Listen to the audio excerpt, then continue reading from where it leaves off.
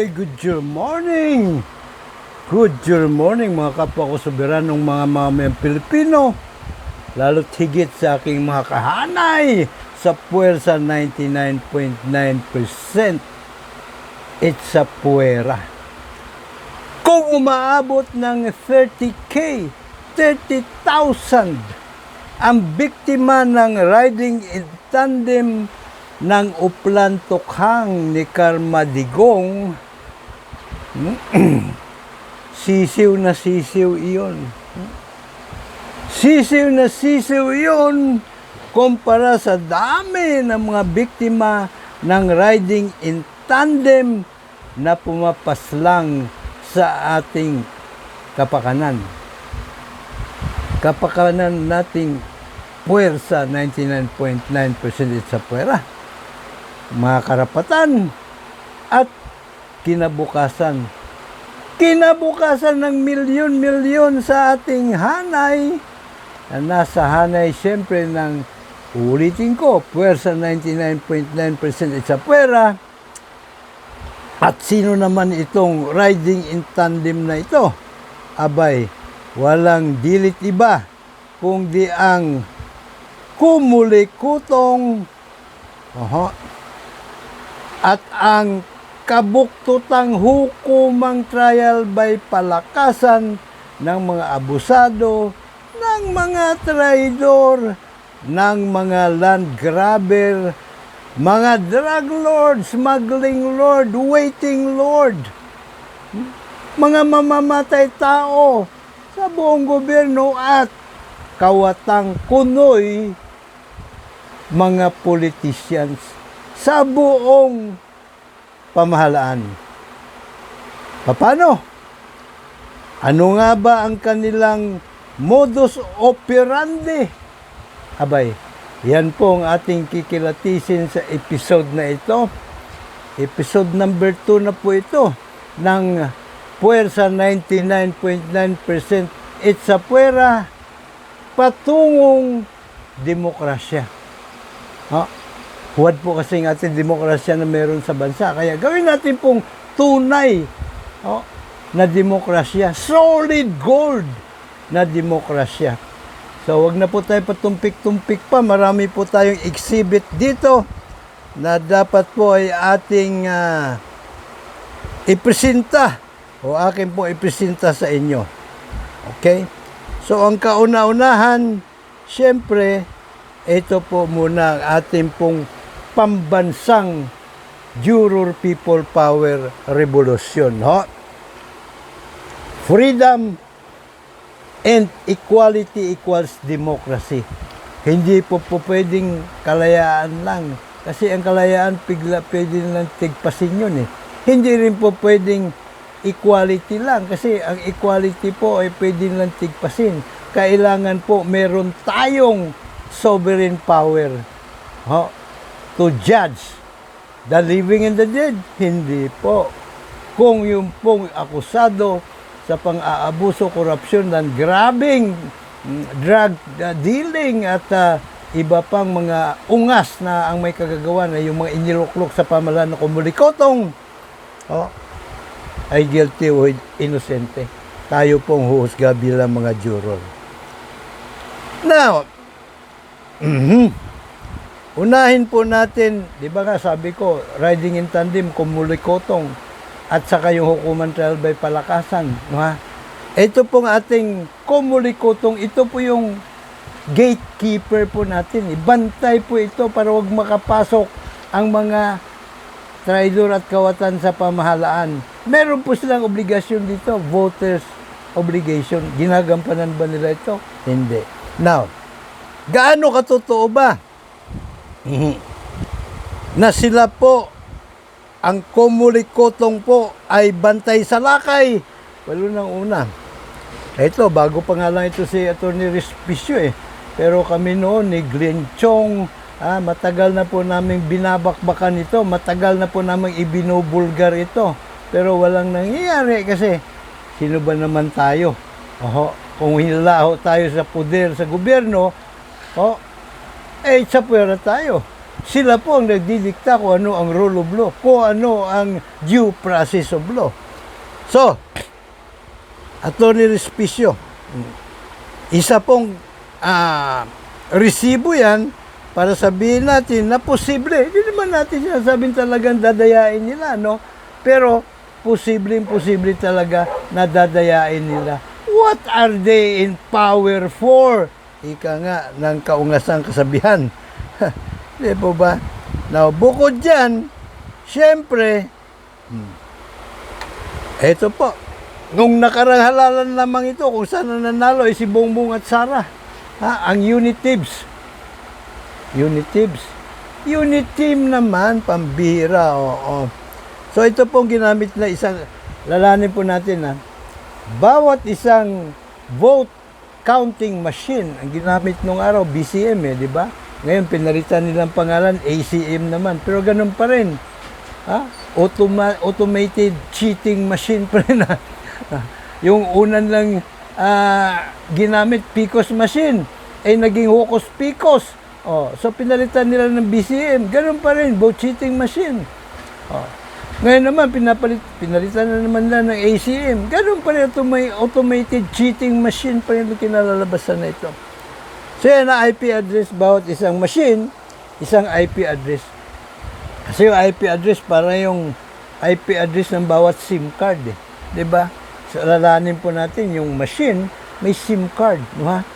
So, pag nagpadala siya, yun ang ginagamit niya na URL address. So, itong IP address, Internet Protocol address na 192.168.01-1, abay, 30 mil? Hindi lang masyadong tiyak pa kasi ayaw pa nila ilabas yung ebidensya Basta between 20 millions, between 20 to 30 million. Milyones po ang pinag-uusapan dito na boto.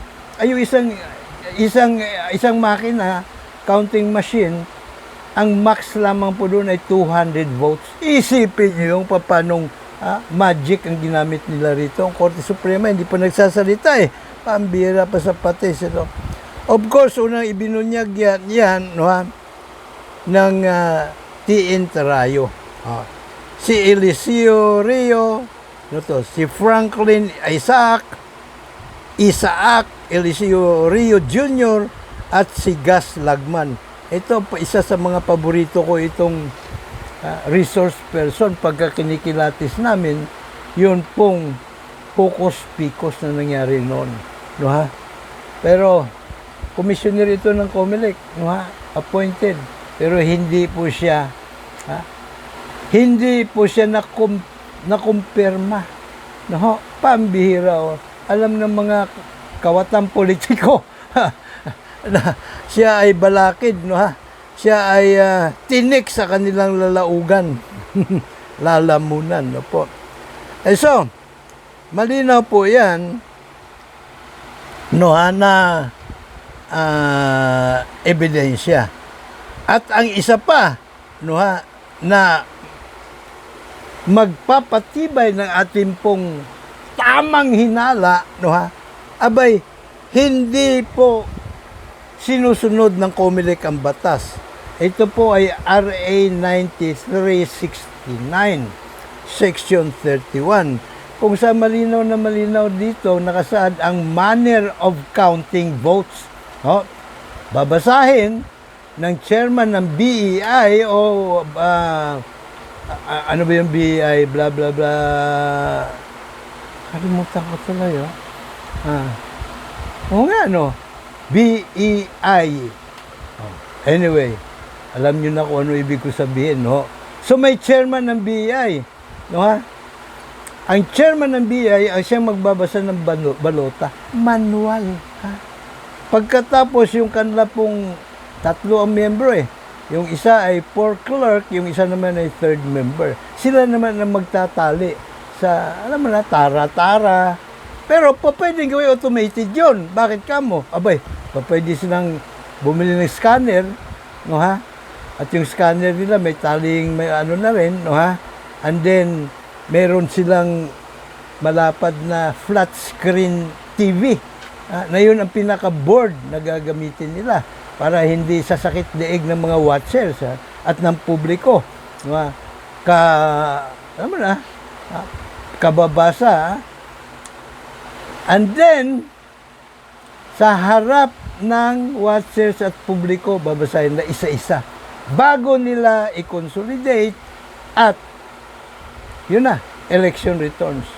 Diba? Ngayon pa, pwede lang i-send yun electronically.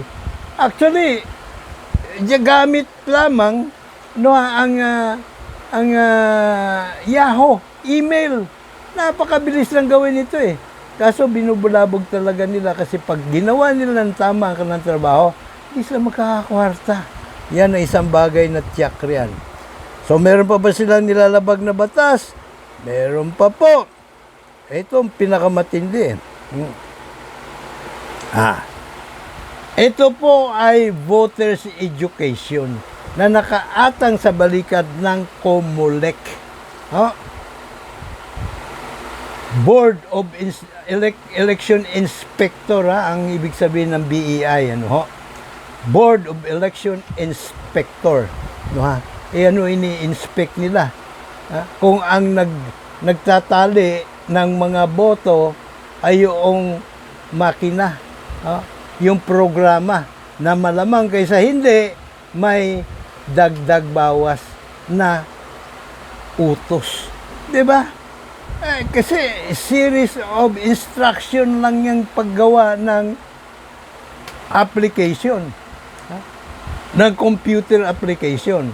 So, pwede mo ilagay doon sa instruction na halimbawa sabihin mo, ang pang-11 boto hanggang sa kahulihan para kay Justice Antonio o Mr. Justice Antonio Carpio, ibilang mo kay Sara Duterte.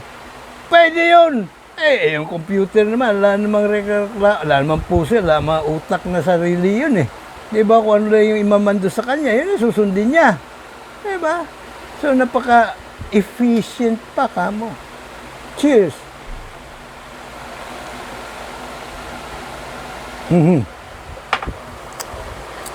So, ito, punta tayo sa voters education na ito ang talagang trabaho ng COMELEC na hindi nila ginagawa. Unang-una, Section 90, Omnibus Election Code, COMELEC Space. Pagkakalooban ng libreng COMELEC Space sa mga dyaryo. Mga dyaryo ito. Maging sa mga magazine, lumang comics, kung ano available dun sa area. Ang bawat kandidato, para ilapag nila ang kanila pong sarili. Kung ano mga kanilang biodata, ano ang mga programa nila sa gobyerno nang ma-educate ang voters. Nang sa ganun, matalinong boto ang ilalapag nila sa araw ng halalan. Ginagawa ba ng COMELEC ito? Hindi. Hinahayaan nila na ang mga periodiko ay tumanggap ng bayad, maningil ng sobra-sobra, doon sa mga kandidato para magkakwarta, yung mga taga-periodiko. Ano kapalit nun? Abay, siyempre, huwag nilang bardagulin ng COMELEC. Kahit puro kaungasan ang ginagawa ni George Calabaza Garcia, abay, huwag mo upakan. Siyempre, mawalan tayo ng kabuhayan package niyan pag inupakan nyo si Calabaza Garcia. Pangalawa, Section 91, COMELEC Poster Area. Well, yung poster area, doon sa mga lugar-lugar, hindi masyadong problema yan, nariyan yan, Pero siyempre, meron pa rin palakasan dyan, Kasi pwedeng baklasin ang mga mahihinang kandidato. Wala masyadong mga goons. Babaklasin ng poster mo rin, papalitan ng mga may dinastiya. Section 92, COMELEC Time. Oras sa radyo at sa telebisyon para maipaliwanag again ng kandidato kung sino siya, anong mga anting-anting na meron siya at higit sa lahat, ano ang mga plataforma niya. Halimbawa, kung senador ka, sasabihin mo kung ano yung mga plataforma ang gusto mong ilapag. Hindi po pwede sabihin mo magsenador mo na ako. Iboto niyo muna ako senador bago ako gagawa ng mga plataforma ko, panukala ko. Abay, ano yun? Ha, patuga-tuga lang? Ala ka naman palang alam, patuga-tuga ka pa. Dapat kaya ka pumasok sa larangan yan, kaya nga tatakbo kang senador dahil nakita mo kung ano yung problema at may alam kang solusyon. Ganun lang kasimple po yun ng usapin dyan. Pero ito, hindi rin ginagawa ng COMELEC. Hinahayaan nila yung mga radio, television na maningil ng katakot-takot na danyos doon sa mga politiko. Pambira tong COMELEC kotong nga talaga. Section 93, COMELEC Information Bulletin. Ito, napakahalaga nito. Kasi mismong COMELEC ang magre-research, no ha? Dahil hindi naman po pwedeng iasa mo doon sa mga halimbawa, dati ng mga nagnakaw, dati na ng mga nakaupong senador, at nasasabihin nila, oy, ako, ang galing ko. Ha? Nung ako'y naupo sa Senado at binabalangkas, gustong mangyari ni Karma Digong ay magkaroon ng DHSUD para maalis doon sa HLURB ang karapatan sa housing. Pagpapatayo ng mga housing. DHSUD, Department of Human Settlement and Urban Development. Ano po? At hindi lang yung poder ang kukunin nila, pati yung katutak na kwarta na naipon alinsunod doon sa Republic Act 7279, Balance of Development Act, no ha? Na kung saan yung mga high-end na subdivision, mga condominium, na ayaw nilang doon isalpak ang mga socialized projects na at least socialized units na at least 20% nung kabuuang lawak ng kanilang development ay babayaran na ng cash doon sa HLURB. Ayun ang hinarbat nila. So kung ikaw senador na nakinabang doon, no ha, dahil na isa batas yun, dahil sinuhulan kayo, ito sa'yo, for you. Diba? Sasabihin mo ba yun? Ay, tumanggap ako ng suhol Diba? Kung ikaw naman ang senador na may kaso sa ombudsman, nakapending pa, aminin mo ba? Ilalapag mo ba sa sambayan ng Pilipino na may mga kaso ako Diba? Ba hindi? Kaya obligasyon ngayon ng COMELEC doon sa kanang information bulletin na ihayag ang pagkatao ng lahat ng kandidato, especially senador. Mga kongresista. Actually, lahat Wala namang pinagsisino rito Diba? Kung ano yung mga kahayupan na ginawa ng kumakandidato, halimbawa, ito'y convicted sa cyber libel case 4 counts. Final conviction. Ilalagay mo yun dahil hindi mo na masahang ilalagay yun ng kandidato ng kusa Diba? Ito siya ay hindi na confirm dun sa commission on appointment sapagkat siya po ay questionable ang kanyang pagiging US citizen. Diba ba? Ilalagay. Trabaho ito ng COMELEC. Kutong. Kaya hindi nila ginagawa. Abay, bakit? Siyempre, hindi mo maiwasan isipin na kasi sinuhulan siya, no ha? Now, meron pa pong isang, ano ba yon? Dito po natin hanapin. Mayroon akong hinanda rito para sa inyo, no ha? Na ebidensya na magpapakita, no ha, kung bakit ito pong kumulikotong ay hindi nila ginagawa ang kanilang trabaho. Ayun, voters education yun Ito naman ngayon, yung pong random manual audit. Random manual audit. So, pakinggan po natin.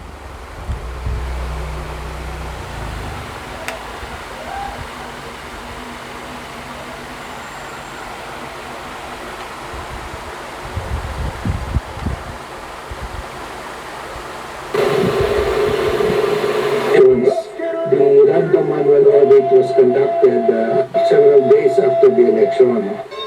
So, I would like to propose that we follow the law strictly this time to hold the random manual audit on the day of the election at close of voting hours. Kasi that random manual audit was inserted in the law to ensure that if there is any tampering of the SD card, mahuhuli.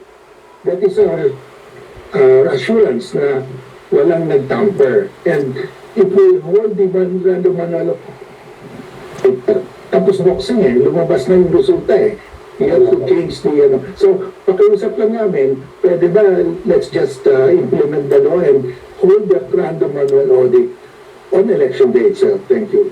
So, yung po yung charge sa aming random manual audit committee ay si Commissioner Irish Romino. Hindi ko po alam kung ako ay bago po pagkapasok ay meron silang guidelines. Ako rin po justice kahit na muna ng dati. Ang sabi kong galing kung yung isang pinili doon sa place mismo polling place, kung 10% yan, napili ng isa, bilhin na natin sa opisina ng principal. Di natin bilangin, pinili na kagad natin kung tama. Because that is what really, I think, what the law really provides. So, yes. Babalikan ko po, titingin ko po, kasi sa akin po, Pambira. Nambobola lang ito si King George sa kalabasa Ano ha? Pero di ba, sige, pagpapatuloy natin yung kanyang mga sinasabi. Ano ha? Tingnan natin kung talagang nambobola lang siya o talagang binobola lang tayo. Come on, George! Bring it on! binibigyan nila base mo sabi mo in accordance with the law. I really support them on my nagiging standpoint po talaga is it should be in accordance with what Republic of 2369 really provides. And that is to conduct the random manual audit in the same place where the ballot box or the voting happened or transpired. Thank you. Maraming salamat. I hope we succeed in that, Commissioner. Yes, sir, Justice. Okay, so yan ha. Sinasabi niya, approve daw sa kanya yun. Yun daw din po ang saloobin niya. Pero, nitong mga nakaraang buwan pa lang, sinasabi niya, alam mo, hindi na kailangan random manual audit dito O kasi kanya, ibabalanda naman doon sa screen, ng malapad-lapad na nilang screen, nung kanilang automated cheating, counting ba o cheating, malamang cheating machine, yung po mga balota na pumasok. Paano tayo nakakasiguro? Nabalota natin yung mga pinakikita nila. Wala namang pangalan yun. Diba? Walang process of validation yun. Diba? So, binobola lang tayo nitong si Kalabasa So, ibig sabihin, wala talaga siyang balak na ipatupad. Pero, meron po tayong antidote riyan. Po, saan na ba yung antidote natin dyan? Hindi po yan. Hindi rin yan. Nawala. Well, anyway, baka ito, IP address naman yan, RA99. Well, anyways, ito po, ganito lamang po kasimple po ang ating gagawin dyan. Na antidote. Po, para wag nilang maikasa kung may balak man silang ikasa ang electronic dagdag bawas. Kung sino po ating iboboto, ipaskil natin sa ating mga social media account. Sa Facebook, sa TikTok, sa YouTube, kung meron tayo, ano pa yung isa, Instagram, Kung sino yung mga senador lang, confine natin sa senador. Ang iboboto natin mga senador at as much as possible, lagyan din natin ng dahilan. Bakit? Kumukha halimbawa yung sa akin. Dadalawa lang po iboboto ko kasi dalawa lang po silang pumasa sa ating Juror Advocacy Challenge. Na ihain ang amenda numero 1 sa Bill of Rights. Yung ating pong karapatan bilang mga grand jurors at yung karapatan po natin bilang trial jurors. At ang desisyon natin bilang trial jurors, kung guilty o inosente yung akusado, final and executory. Now, kung ayaw nilang kumasa, ba't gusto iboboto? So, dalawa pa lang ngayon ang kumasa.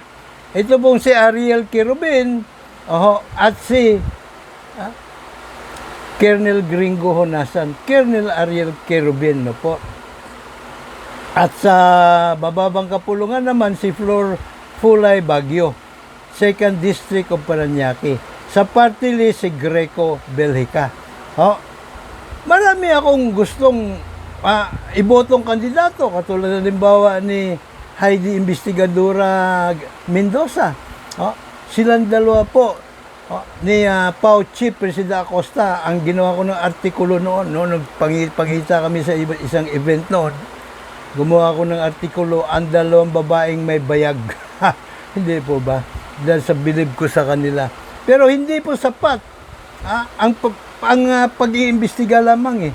'Di ba? Ang pagpalutang lang ng katotohanan eh. That is just one part. Ang pinaka mas mahirap na bahagi ay yung pagpapanagot. At hindi mo sila mapapanagot, yung mga kawatan, kontrolado nila yung kabuktutang hukuman nila eh. Di ba? Ng mga abusado, traidor, kawatan, na kuno'y politisyan, ng mga mamatay tao, mga land grabber, sila may kontrol ng hukuman eh. Paano mo sila mapapanagot doon? So nagsasayang lang din ang oras, sakasakali, imbestigan, katulad ng mga nangyari investigasyon. Sino ba nakulong? May napakulong ba sila doon sa inimbestigan nila? Wala. Hindi po ba? So, hindi po sapat yung magandang kalooban lamang. Kailangan may kaakibat na konkretong panukalang batas na talagang tutulok sa korupsyon. So, marami mga kung may gustong iboto sa mga, pero ayaw nilang kumasa, ay, ibig sabihin nun para sa akin. Gusto nilang manatili ang korupsyon para magkakwarta din. Siguro sila, pati sila magkakwarta eh, kung ikaw nandyan sa, diba? Now, yan po ang first part po ng ating riding in tandem, yung kumulik kotong. Yung pangalawa, sabagay, kanina ko pa binabakbakan, pero yun naman po hukuman trial by palakasan. Ito naman po yung ebidensya. Pakinggan po natin ito.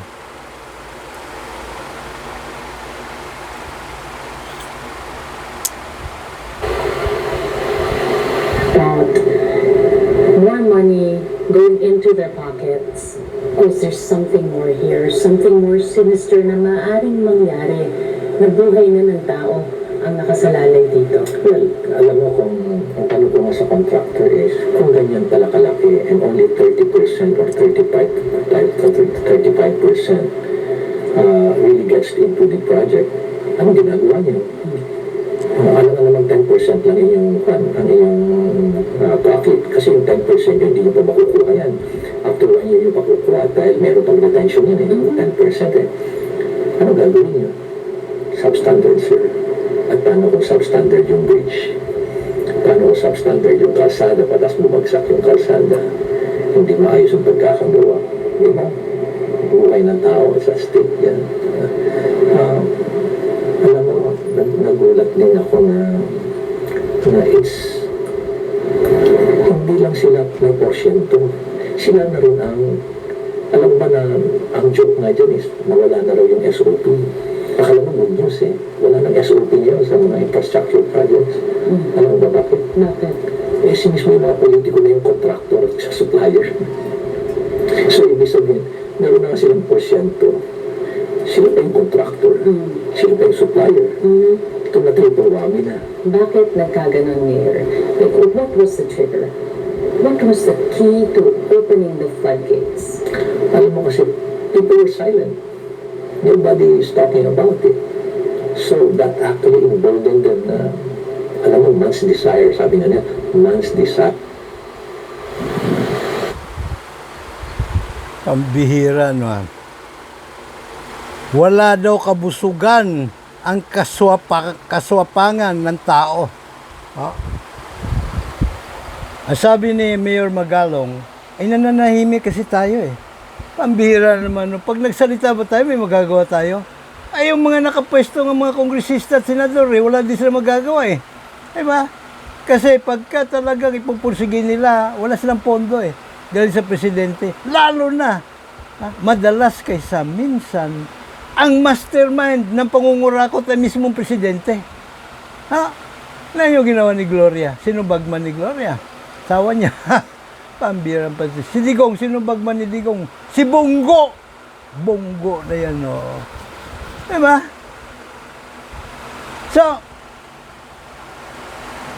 Pwede ba tayong umangal?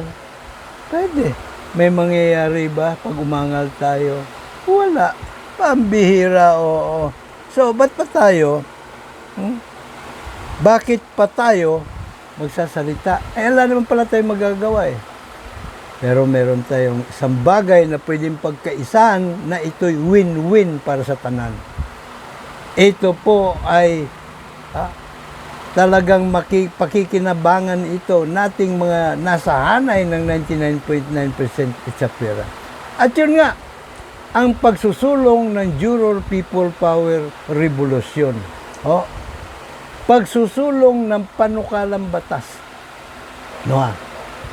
Panukalang amyenda sa saligang batas, I should say, kung saan ilagay ang batas sa kamay nating mga soberanong Pilipino. Soberano tayo eh. Tapos wala tayong power, pambirang patiso. Diba? Ginawa po nila kasing huwad ang ating demokrasya. Bakit kamo? The epitome of democracy is the right of the people to trial by jury. Bilang juror tayo po, grand juror, tayo po ang kumikilatis kung may provable cause. Siyempre, kalasag po natin yun at tabak laban sa mga kawatang kunoy politisyan sa pamahalaan. Kalasag sapagkat pagkahalimbawa ang inaakusahan ng pamahalaan ay si Leila de Lima, tayo po ang sasangga nung kanilang mga kaungasan ng pamahalaan. So bilang mga grand juror, siyempre, ibabasura yung kaso laban sa kanya. Pagka naman may mga kaso ng tukhang, ano ba, tukhang, siyempre, sa kasulukuyan nating sistema, hindi makakuha yung pamilya ng biktima ng police report. Hindi rin makakuha ng medical legal certificate. Kung mayroon man makukuha, dinoktor. Ang sanhin ng kamatayan. Pagka jury justice system, hindi na po obra yan. Kasi mismo yung mga grand juror, meron po silang puder to summon yung mga police report na yan. At hindi po pwedeng hindi tatalima ang mga pulis. Pinakawalang-wala nilang kaso, obstruction of justice. Kulong po sila dyan, kulong. Sibak pa sa trabaho. So, obligado po silang ilalapag yon, ibibigay iyon. Sa kaso naman ng isang presidente, nanunay si Digong, habang presidente siya, pwede pa rin siyang imbestigahan sa grand jury. Pero, yung pong resulta, indictment man, o absuelto, isiselyo. Ilalagay sa envelope na selyado. Antayin pagkatapos ng kanyang termino, saka bubuksan, at kung may indictment, halimbawa, ang pasya ng grand juror, ng grand jury, isasalya siya sa trial jury. Na mga mamamayan pa rin, 12 katao, 18 anyos patas, marunong bumasa at sumulat, randomly selected, sa loterya. Sa unang sigwada, ginagawa ang dinadaan ng pagpili. At kapag may napili ng mga prospective jurors, sasalain naman ito ng judge, ng prosecutor at ng defense lawyer para mapagsino nila kung sino-sino doon ang walang bias sa magkabilang panig. Diba? Patas. So, kung meron na tayong trial by jury noon pa, 1935 Constitution, dapat naroon na yun eh. Kasi, nga lang, ayaw ng mga kawatang kuno'y politisyan ng mga panahong yun, na magkaroon tayo ng makatarungan at makataong lipunan. Ayaw nila. Gusto nila manggitata sa nakaw na kayamanan. Kaya tingnan mo yung mga dating mga politiko natin, alalawak na lupain, pambirang patiso. Yung mga lupain na dapat ay pinamamahagi sa bawat pamilya, sa bawat 18 anyos na Pilipino, kinamkam nila, mga ihudi. plauta sila. No?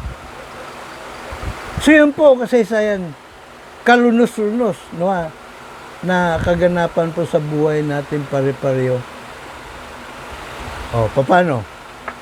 Hayaan pa ba natin sila mamamayagpag? Wag na. Mag-organisa na tayo. Oho. At ang ating hanay ay ating palalakasin. Diba? Ako pa rin po inyo lagi nakandang maglingkod, Mr. Juror, Dr. Sixto Kitkilatis Lagari po lamang. Patuloy po tayo sa ating journey to democracy. Kaya, dapat lang, juror ka. May God bless us all. May God bless Philippines.